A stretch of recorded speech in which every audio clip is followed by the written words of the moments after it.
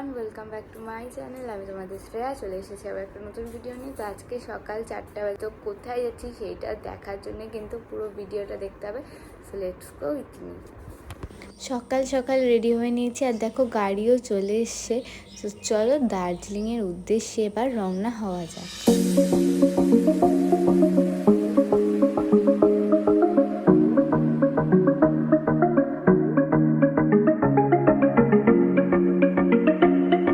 এরপরে কিন্তু 8:30 নাগাদ আমরা দাঁড়িয়েছিলাম একটু ব্রেকফাস্ট করে নেওয়ার জন্য। আর সকাল সকালে পাহাড়ের ভিউ দেখে তো মনটা একদমই ভালো হয়ে গেছিলো। চারিপাশটা এত সুন্দর লাগছিল যে আর কি বলবো। আর এরই সাথে কিন্তু আমাদের গরমা গরম চাও চলে এসেছিল। গরম চায়ে চুমুক দিয়ে আবার আমরা আমাদের যাত্রা শুরু করলাম।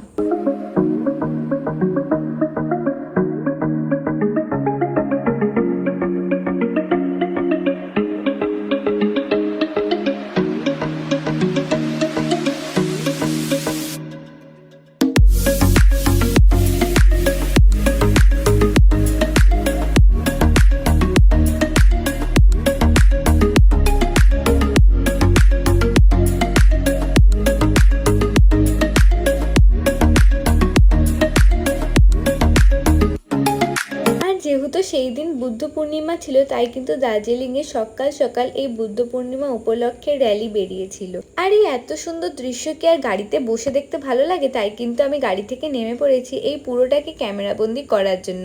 এইরকম র্যালি কিন্তু এর আগে আমি কখনো দেখিনি, তাই কিন্তু এরকম র্যালি দেখতে আমার খুবই ভালো লাগছিল। আর ঠিক এই কারণেই দেখতেই পাচ্ছ যে রাস্তায় কতটা জ্যাম হয়ে গেছে। তো আমরা জানতে পারলাম যে আমাদের গাড়ি কিন্তু সামনে আর যাবে না। তো আমরা কিন্তু আমাদের লাগেজ নিয়ে চলে এসেছিলাম ঘুম স্টেশনে, সেখানেই আমরা ওয়েট করছিলাম।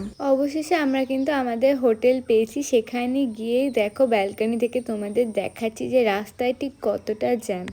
এরপরে কিন্তু সবাই আমরা তাড়াতাড়ি করে রেডি হয়ে বেরিয়ে পড়েছি দুপুরের খাওয়ার জন্য। আমরা বাঙালি বস, দুপুরের খাওয়ার জন্য ভাতের থেকে বেটার আর কি হতে পারে বলো? তাই আমরা কিন্তু একটা বাঙালি হোটেল দেখে চলে গেছি আমাদের দুপুরের লাঞ্চটা করার জন্য। কিন্তু রিভিউটা থাকার নয়, শেয়ার করলাম না তোমাদের সাথে। এর পাশেই ছিল একটা মন্দির।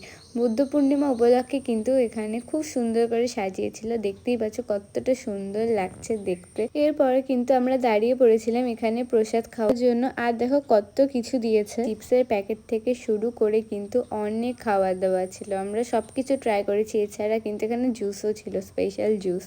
এরপরে আমরা ভাবলাম চলো, যেহেতু আজকে অনেকটাই সময় পার হয়ে গেছে, তাই আর ঘুরতে যাওয়ার কোনো জায়গা নেই, তো চলো যাওয়া যাক ম্যালে। তো আমরা সেখানেই যাচ্ছিলাম। আমাদের হোটেল থেকে কিন্তু খুব একটা দূরে ছিল না ম্যাল, তার জন্য কিন্তু কাছাকাছি খুব ভালো লাগছিল যেতে। চারিপাশটা দেখতেও খুব ভালো লাগছিল, খুব পরিষ্কার, খুব সুন্দর। ম্যালে গিয়ে কিন্তু আমি অনেক ছবি তুলেছি, অনেক ভিডিও করেছি, আর কিন্তু গরম গরম চাও অনেকবার খেয়েছি। আর আজকে আমার আউটফিটটা এটা ছিল। অবশ্যই কমেন্টে জানিও আমাকে দেখতে কেমন লাগছে। তো চলো এরপর দেখো কি সুন্দর ভুট্টা বিক্রি হচ্ছে। আমার তো খেতে খুবই ইচ্ছা করছিল, কিন্তু যাই হোক আর খাওয়া হয়নি। এরপর আমরা যাচ্ছিলাম মহাকাল মন্দিরে। তো চলো যাওয়া যাক মহাকাল মন্দিরে।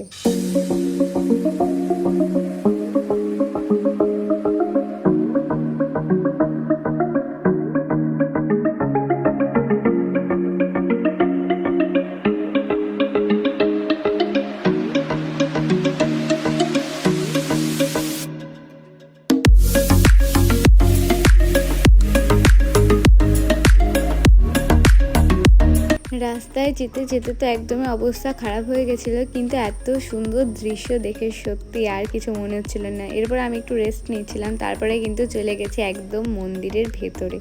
গিয়েই কিন্তু দেখো আমাদের ওয়েলকাম করছে রাম ভক্ত হনুমানজি, যেটা দেখে সত্যি খুব ভালো লাগছিল। এরপর ফার্স্টে কিন্তু আমরা চলে গেছিলাম রাম মন্দিরে।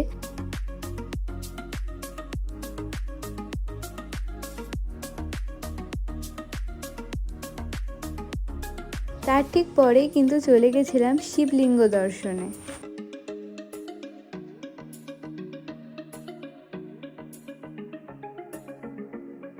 গোটা মন্দিরটা ভালো করে দেখে আমরা কিন্তু চলে এসেছিলাম নিচে মার্কেটে। সেখান থেকেই কিছু জিনিসপত্র কেনাকাটি করে আবার কিন্তু চলে এসেছিলাম ম্যালে।